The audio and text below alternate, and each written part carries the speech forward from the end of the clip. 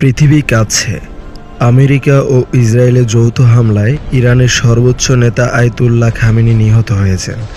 ইন্না লিল্লাহি ওয়া ইন্না ইলাইহি রাজিউন। ইরানি রাষ্ট্রীয় টেলিভিশন এই মৃত্যু নিশ্চিত করেছে এবং 40 দিনের শোক ঘোষণা করা হয়েছে। তেহরান সহ ইরানের 24টি দেশে একযোগে হামলা চালানো হয়েছে। শুধু একটি মেয়েদের প্রাথমিক বিদ্যালয়ে হামলায় 108 জন নিহত হয়েছেন। একটু থামুন, এই ঘটনা কি শুধু একটি যুদ্ধের সংবাদ, নাকি এর পেছনে আছে 1400 বছর আগে বলা মহানবী হজরত মুহাম্মদ সাল্লাল্লাহু আলাইহি সাল্লামের সেই ভবিষ্যৎবাণীগুলো, যা আজ একে একে সত্যি হয়ে উঠেছে? আজ আমরা কোরআন ও সহিহ হাদিস থেকে ইরান সম্পর্কে নবীজির ভবিষ্যৎবাণীগুলো সিরিয়াল ধরে ধরে দেখব।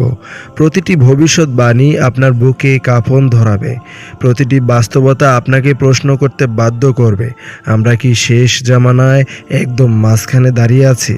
ভবিষ্যৎবাণী 1। হজরত আবু হুরায়রা রাদিয়াল্লাহু তাআলা আনহু বলেন, একদিন আমরা নবীজির কাছে বসেছিলাম। সূরা জুমা নাজিল হলো। আল্লাহ বলেন, অন্যদের জন্য এই নবী পাঠানো হয়েছে যারা এখনও তাদের সাথে মিলিত হয়নি। আমি 3 বার জিজ্ঞেস করলাম, ইয়া রাসূলুল্লাহ, এই অন্যরা কারা? নবীজি উত্তর দিলেন। তৃতীয়বারের প্রশ্নের পর তিনি ধীরে ধীরে হাত রাখলেন সালমান বার্সি রাদিয়াল্লাহু তাআলা আনহুর কাঁধে। তারপর বলেন, যদি ঈমান থুরাইয়া তার কায়েও থাকতো, পারস্যের মানুষেরা সেখান থেকেও তা খুঁজে নিয়ে আসতো। সহিহ মুসলিম হাদিস নং 2446। থুরাইয়া মানে আকাশের সুদূর নক্ষত্র। মহানবী সাল্লাল্লাহু আলাইহি সাল্লাম বলেছেন, ইরানের মানুষ ঈমানের জন্য আকাশ পর্যন্ত পৌঁছাবে। এটাই প্রথম ভবিষ্যৎবাণী। আর এটা কি সত্যি হয়েছে? ভবিষ্যৎবাণী 2। সূরা জুমার আয়াত 2-3-এ আল্লাহ বলেন, তিনি আরবদের মাঝে রাসূল পাঠিয়েছেন এবং আরব পাঠিয়েছেন অন্যদের জন্য যারা এখনও তাদের সাথে মিলিত হয়নি। ইমাম তাবারি রহমাতুল্লাহ আলাইহি বলেছেন, এই অন্যরা হলো সমস্ত অনারব, বিশেষ করে ফার্সিরা। ইসলামের ইতিহাসের সবচেয়ে বড় ইমামরা, ইমাম বুখারী, ইমাম মুসলিম, ইমাম আবু দাউদ, ইমাম তিরমিজি, ইমাম নাসাই, ইমাম ইবনে মাজাহ, সবাই পার্সি বংশোদ্ভূত। ইমাম আবু হানিফা রহমতুল্লাহ আলাইহি ছিলেন পার্সি বংশের। ভবিষ্যৎবাণী সত্যি। ভবিষ্যৎবাণী 3।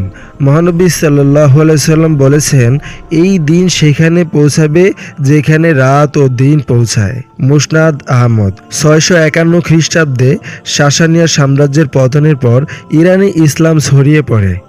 উমাইয়া শাসনের ইরানিদের মাওলি বলা হতো, নিচু শ্রেণী। হাজ্জাজ বিন ইউসুফ পার্সি ভাষাও নিষিদ্ধ করেছিলেন, কিন্তু ইরানিরা দমেনি। আজ ইরানের 99% বেশি মানুষ মুসলিম। ভবিষ্যৎবাণী পূরণ হয়েছে। ভবিষ্যৎবাণী 4। মহানবী সাল্লাল্লাহু আলাইহি সাল্লাম বলেছেন, আল্লাহ এই উম্মতের জন্য প্রতি 100 বছর পর এমন কাউকে পাঠাবেন যারা দিনকে সংস্কার করবে।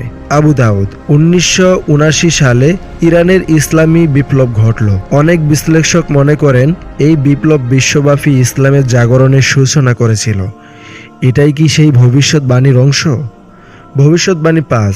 মহানবী সাল্লাল্লাহু আলাইহি সাল্লাম বলেছেন, শীঘ্রই বিভিন্ন জাতি তোমাদের বিরুদ্ধে একত্রিত হবে, যেমন খাদ্য করা খাবারের পাত্রে ভিড় করে। আবু দাউদ। আজ আমেরিকা ও ইসরায়েল একযোগে ইরানে হামলা চালিয়েছে। পশ্চিমা দেশগুলো নিষেধাজ্ঞা বছরের পর বছর ইরানকে ঘিরে রেখেছে। এটাই কি সেই হাদিসের বাস্তব রূপ নয়? ভবিষ্যৎবাণী 6। সিফিন যুদ্ধ। 657 খ্রিস্টাব্দ আলী রাদিয়াল্লাহু তাআলা আনহু ও মুয়াবিয়া রাদিয়াল্লাহু তাআলা আনহুর মধ্যে যুদ্ধ। ইরানি মুসলিমরা আলী রাদিয়াল্লাহু তাআলা আনহুর পক্ষে লড়েছিলেন। নবীজি বলেছিলেন, এমন ফিতনা আসবে যাতে বসে থাকা দাঁড়ানোর চেয়ে উত্তম। সহিহ বুখারী। সিফিন যুদ্ধ ছিল সেই ফিতনার অংশ। ইরানি মুসলিমরা সত্যের পাশে দাঁড়িয়েছিলেন। ইতিহাস সাক্ষী। ভবিষ্যৎবাণী 7। কারবালার শাহাদাত। 680 খ্রিস্টাব্দ ইমাম হুসাইন রাদিয়াল্লাহু তাআলা আনহুর শাহাদাত। হাদিসে এসেছে, হুসাইনের হত্যার কারণে মুমিনদের অন্তরে একই উত্তাপ রয়েছে যা কখনো ঠান্ডা হবে না। মুসনাদে আহমদ। প্রতি বছর মহরম মাসে ইরানের আশুরা মিছিল পুরো পৃথিবী দেখে। সেই শোক আজও জীবন্ত। ভবিষ্যৎবাণী 8। মহানবী সাল্লাল্লাহু আলাইহি সাল্লাম বলেছেন, 4 জন ব্যক্তি জান্নাতবাসীদের নেতা। আমি, আলী, হামজা এবং জাফর তিরমিজি। জাফর আল সাদিকের শিষ্যদের মধ্যে বহু পার্সি বিদ্বান ছিলেন। ইমাম আবু হানিফা রহমতুল্লাহি আলাইহি তার ছাত্র ছিলেন। ভবিষ্যৎবাণী নয়। মহানবী সাল্লাল্লাহু আলাইহি সাল্লাম বলেছেন, জান্নাতে প্রবেশ করবে এমন লোক যাদের হৃদয় পাখির হৃদয়ের মতো, নির্ভীক এবং আল্লাহর উপর পূর্ণ ভরসাকারী। সহিহ মুসলিম। খোরশানে মুজাহিদ, কারবালার শহীদ, ইরান ইরাক যুদ্ধের শহীদ সবাই জান্নাতের আশায় জীবন দিয়েছেন। ভবিষ্যৎবাণী 10। পার্সি ভাষায় ইবাদতের অনুমতি। এক পার্সি ব্যক্তি নবীজির কাছে আরজ করলেন, ইয়া রাসূলুল্লাহ, আমি আরবি জানি না, আমার ভাষায় আল্লাহর ইবাদত করতে চাই। জিবরাইল আলাইহিস সালাম বলেন, আল্লাহ বলেছেন প্রতিটি জাতি তাদের নিজস্ব ভাষায় ইবাদত করতে পারে। সামানি রাজবংশের সময় পার্সি ভাষায় প্রথম পূর্ণাঙ্গ কোরআন অনুবাদ সম্পন্ন হয়। ভবিষ্যৎবাণী পূরণ। ভবিষ্যৎবাণী 11।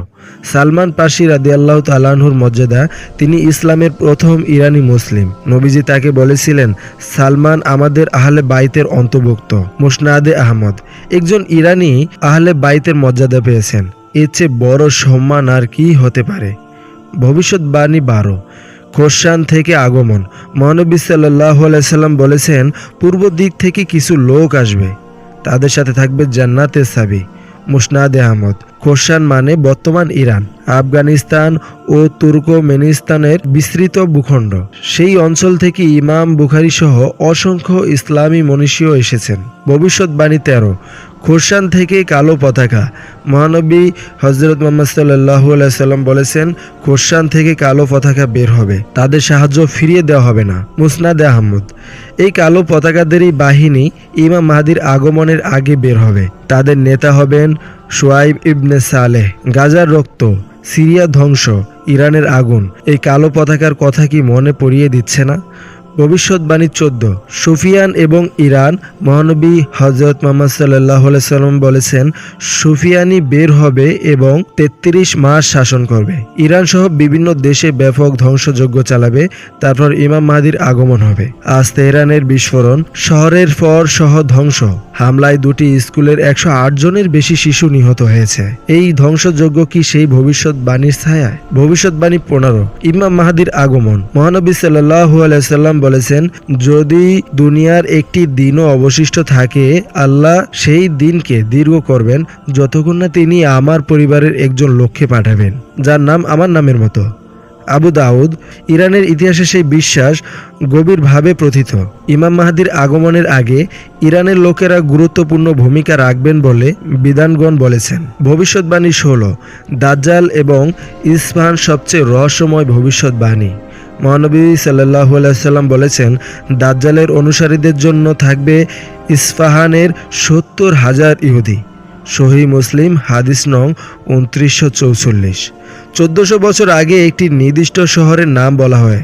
আজও সেই শহরে ইহুদি সম্প্রদায় বসবাস করে। ইমাম নববী রহমতুল্লাহ আলাই বলেছেন, এটি নবুয়তের একটি বড় নিদর্শন। ভবিষ্যৎবাণী 17। ইয়াজুজ মাজুজ এবং খোরশান। আল্লাহ তাআলা কোরআনে বলেন, অবশেষে যখন ইয়াজুজ মাজুজকে খুলে দেওয়া হবে, তারা প্রতিটি উচ্চ স্থান থেকে ছুটে আসবে। সূরা আল আম্বিয়া আয়াত 96। হাদিসে এসেছে, ইয়াজুজ মাজুজ বের হবে খোরশানের দিক থেকে। ইতিহাসে চেঙ্গিস খানের মঙ্গল বাহিনীকে অনেক মুসলিম ইতিহাসিক ইয়াজুজ মাজুজের সাথে তুলনা করেছেন। তারাও খোরশান থেকে বেরিয়ে এসেছিল। ভবিষ্যৎবাণী 18। শিয়া সুন্নি বিভাজন। মহানবী সাল্লাল্লাহু আলাইহি সাল্লাম বলেছেন, আমার উম্মত 73 ফিরকায় বিভক্ত হবে। আবু দাউদ। 1600 শতাব্দীতে সাফাভি রাজবংশ ইরানের শিয়া ইসলামকে রাষ্ট্রধর্ম হিসেবে প্রতিষ্ঠা করে। আজ ইরানের 90 থেকে 95% মানুষ শিয়া ইসলামের অনুসারী। কিন্তু মনে রাখুন, আমরা সবাই মানুষ, আমাদের ঐক্য আমাদের শক্তি। ভবিষ্যৎবাণী 19। মুসলিম উম্মতের ঐক্যের ডাক। মহানবী সাল্লাল্লাহু আলাইহি সাল্লাম বলেছেন, আরবদের কোনো অনারবের উপর শ্রেষ্ঠত্ব নেই তাকওয়া ছাড়া। মুসনাদে আহমদ। শবিয়া আন্দোলন 8ম-9ম শতাব্দীর সেই আন্দোলনে ইরানি মুসলিমরা নেতৃত্ব দিয়েছিলেন। তারা প্রমাণ করেছিলেন ইসলামে জাতিভেদ নেই। ভবিষ্যৎবাণী 20। সত্যের উপর প্রতিষ্ঠিত দল। মহানবী সাল্লাল্লাহু আলাইহি সাল্লাম বলেছেন, আমার উম্মতের একটি দল সর্বদা সত্যের উপর প্রতিষ্ঠিত থাকবে, তাদের বিরুদ্ধে যারা লড়বে তারা তাদের ক্ষতি করতে পারবে না। সেই দলে কি ইরানের মুসলিমরাও আছেন? ইতিহাস বলে হ্যাঁ। এবার একটু থামুন। আয়াতুল্লাহ খামেনি নিহত হয়েছেন, ইরান জ্বলছে, শিশুরা মরছে, পুরো মধ্যপ্রাচ্য কাঁপছে। এটাই কি শেষ জামানার আলামত? মহানবী সাল্লাল্লাহু আলাইহি সাল্লাম বলেছিলেন, শেষ সময় আগে বড় নেতাদের মৃত্যু হবে, ফিতনা ছড়িয়ে পড়বে, দেশের পর দেশ যুদ্ধে জড়িয়ে পড়বে। আজ আমরা কি সেই সময় দাঁড়িয়ে নেই? দাজ্জালের আবির্ভাব, ইমাম মাহদির আগমন, এই সব কি আর দূরে? মহানবী সাল্লাল্লাহু আলাইহি সাল্লাম বলেছেন, যে ব্যক্তি সূরা কাহাফের প্রথম 10টি আয়াত মুখস্থ করবে সে দাজ্জালের ফিতনা থেকে রক্ষা পাবে। সহিহ মুসলিম। আজ আকাশে মিসাইল উঠছে, কিন্তু মুমিনের হৃদয় কাঁপে না, কারণ সে জানে এই সব কিছু আগেই লেখা ছিল। ইরানের মুসলিমরা আমাদের ভাই, তাদের জন্য দোয়া করুন। হে আল্লাহ, কবরের শাস্তি থেকে, জাহান্নামের আগুন থেকে, দাজ্জালের ফিতনা থেকে আমাদের রক্ষা করুন। শেষ সময় আসছে, হয়তো ধীরে, হয়তো দ্রুত, কিন্তু যখন আসবে আমরা যেন সত্যের পাশে থাকি। আমরা যেন সেই দলের মানুষ হই যাদের সম্পর্কে নবীজি বলেছিলেন, আমার উম্মতের একটি দল সর্বদা সত্যের উপর প্রতিষ্ঠিত থাকবে। আল্লাহ আমাদের সবাইকে সেই দলের অন্তর্ভুক্ত করুন। আমিন।